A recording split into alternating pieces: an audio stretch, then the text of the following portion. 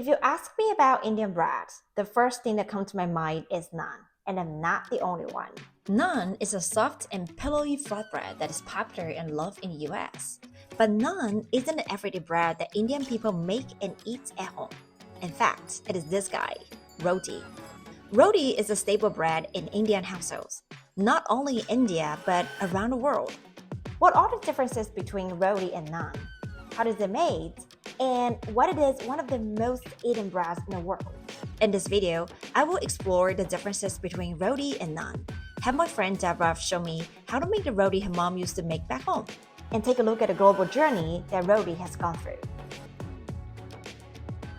This is one of my go-to Indian restaurants in the neighborhood, and as you can see, the menu here has garlic naan, butter naan, onion naan, but when it comes to roti, you only see one item. I'm going to order naan and roti so we can taste the differences. I was lucky to be able to visit the kitchen and see how naan is made. I was told by the manager that the dough was already made in the morning, and this cylindrical guy is where naan is cooked.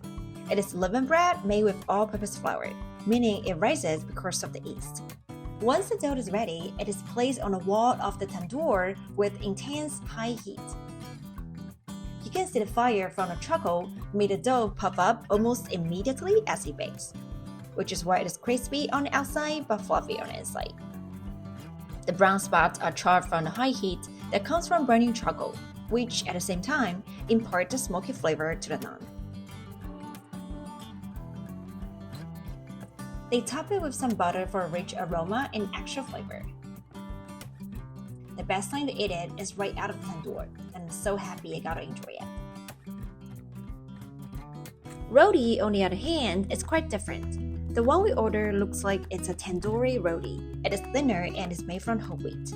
It actually tastes super good. The texture and aroma of whole wheat give it a nutty flavor and subtle sweetness. I got that the restaurant wants to make the roti fancy, so the only roti they serve is tandoori roti. But I'm really curious about how roti is made in an Indian household. I'm meeting up with my friend Debrah, who's going to show me how to make roti her mom made back home. Wow. Come on in. Hi, Kitty. So we have Debrah here, and I'm very excited to discuss roti with Debrah. I'm gonna make roti with her. So Debrah, in your own word, what exactly is roti? Roti in Hindi means bread. Mm. It is made without yeast using whole wheat flour and water. It is made on open flame and sometimes made on tawa. It is soft and thin, often paired with curries, dals, or vegetable. Did you grow up eating and making roti at home? Yeah, I grew up in Allahabad, which is now called Prayagraj. I am Tamil by ethnicity, so I grew up eating both roti and dosa. My mom used to wake up early in the morning to make roti before the day starts, and I learned how to make roti from her. That's great. So what kind of roti does she make back home? So she would make chapati every morning, sometimes paratha, sometimes she would make puri, sometimes she would make stuffed kulcha. So it depends, but mostly she would make roti, like the regular chapati. Debrah told me that roti is a staple food, particularly in the northern, western, and central part of the country. Some of them are dry, some of them are cooked with oil or ghee, and some of them are savory with spices and vegetables. It is not as common in southern and eastern India. In the south, dosa and idli are far more prevalent, and in the east, rice is more common. Does your family make naan at home or not? No, we would just buy it. Oh, you just we buy never it? made it at home because Uh-huh. it's a very complicated process and you need a special oven to make it. Right. So my mom used to make roti parathas, but we've never tried making naan at home. Okay, sounds great. So I can't wait to make roti with Debrah. So let's get started. Before I start making it, I want to share a little bit of historical background on differences between naan and roti. Roti may be one of the oldest types of bread in the world. Archaeological findings from the Indus Valley, dating back over 5,000 years, show evidence of wheat, barley, and grinding stone, suggesting that people were grinding grains to make flour, likely to create early forms of flatbread, which became an essential part of early Indian diet.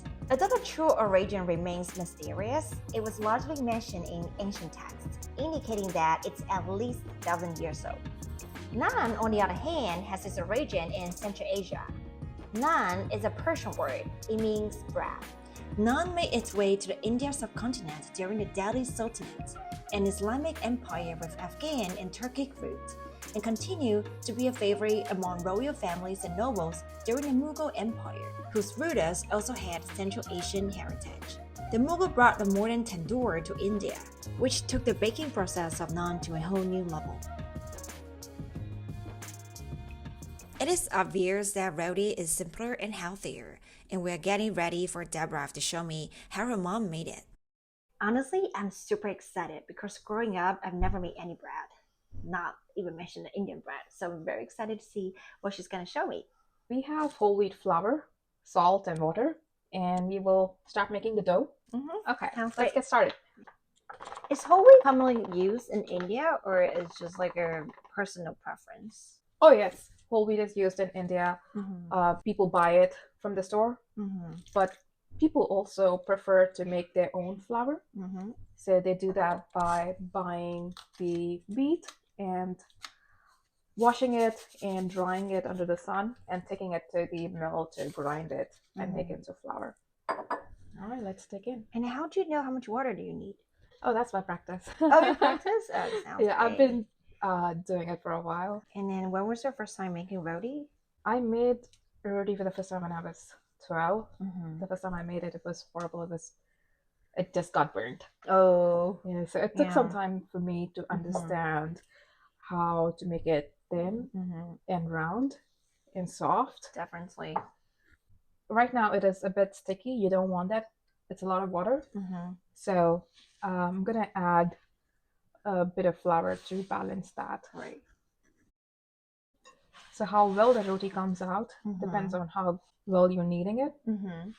You don't want it to be runny. Yeah. You don't want it to be sticky. And you also don't want it to be dry because that will make the roti hard again. So when you're kneading it, you are basically trying to trap a little bit of air in it. So when you roll it, it can puff. You basically fold it and knead it. Make sure the wheat flour and the water is properly mixed. You don't want one part of the dough to be watery and the other part to be dry. Debrah asked me to try kneading the dough. For me, it was a truly authentic and hands-on experience to try my food in a new way. It feels like I'm playing with it. Yeah, this looks pretty good. We'll just roll it into a big Like a big ball. ball and just leave it for a bit. For this process, we take the dough like this, press it between our hands, and then roll it like this. Wow. You want that to be a perfect spear without, like lines in between. You want to make sure each part is evenly pressed. Because you don't want one part to be thicker. So that would mean that the thinner part is going to be cooked first. And when you're trying to cook the thicker part, the thinner part is going to be burnt. What's the reason for using cast iron to cook roti first before transferring it to the open flame? So I want the roti to be evenly cooked from both the sides. And once that is done, I want to use that so that it puffs up.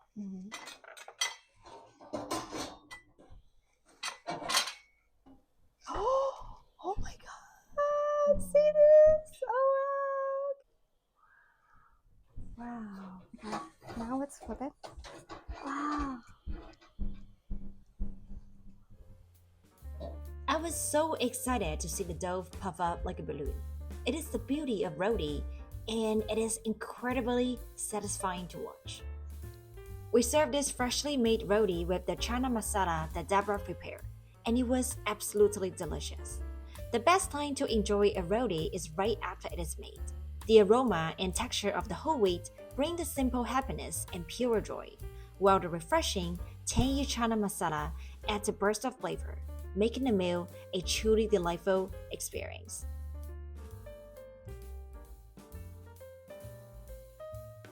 After trying to make a roti myself, I finally understand why roti is the everyday bread in most Indian households. It's a humble food that only needs simple ingredients, literally just whole wheat, water, and salt, and doesn't require a rising agent and fancy equipment to make. You can cook directly on a piece of iron or on an open flame, and it can be made fast. It is simple and healthy and can be made everywhere. Easy to make, accessible, and healthy. These are the reasons why roti has become one of the most eaten breads in the world. It spreads across the world as Indian people immigrated through labor migration, cultural exchange, or in search of better opportunities. Roti is also widely eaten in Southeast Asia, South Africa, Britain, the Caribbean, and North America, and anywhere Indian families have settled. And I'm not just talking about the roti that you might have if you're invited to an Indian family in New York or New Jersey. I'm talking about Guyanese roti, Jamaica roti, or Trinidad roti. In 1838, following the emancipation of enslaved Africans, the British faced a labor shortage on their Caribbean plantations and began sending around 1.5 million Indian laborers to the region, like British Guyana, Trinidad, Jamaica, and South Africa. The working condition was harsh, long hours, low wages, and constant exposure to disease. But through it all, the least they could do was make roti. If you visit Trinidad, Guyana, or Jamaica today, you will see how roti has developed its own character in each country. It is served with local dishes and has become an essential part of their culinary culture. While I'm fascinated by the global journey that roti has taken, Debrah, on the other hand, told me that in India, the art of making roti is passed down from mothers to daughters. It is seen as a marker of being ready to get married. Women are told, if your roti is not round, you are not going to get married. These are the expectations placed on women. I love Debrah's refreshing perspective on roti, which not only is a symbol of love between the mother and daughter, but also of a duty in a patriarchal society where women traditionally took on the role of cooking, being in the kitchen, serving man, and caring for the family. Is your mom the only person who made roti, or does your dad help with making roti, or does he make roti? Yeah, sometimes my dad would help her make rotis. It's very unlike an Indian household for men to step into the kitchen and make food, but my dad does it. Helps my mom. He's the one who actually buys the wheat and washes it and puts it under the sun to dry and get it to the nearby mill to grind it and get it home. I'm glad to hear that Debrah's dad has been supportive, sharing household responsibilities and chores. It is inspiring how she was brave and fortunate enough to break away from that tradition and make a life for herself in New York. For her, making roti is no longer a prep for marriage, but a joyful thing that fosters connection and sisterhood, as she has for me. If you like my video, don't forget to subscribe to my channel and stay tuned for the next one. I hope to see you there soon. Bye now.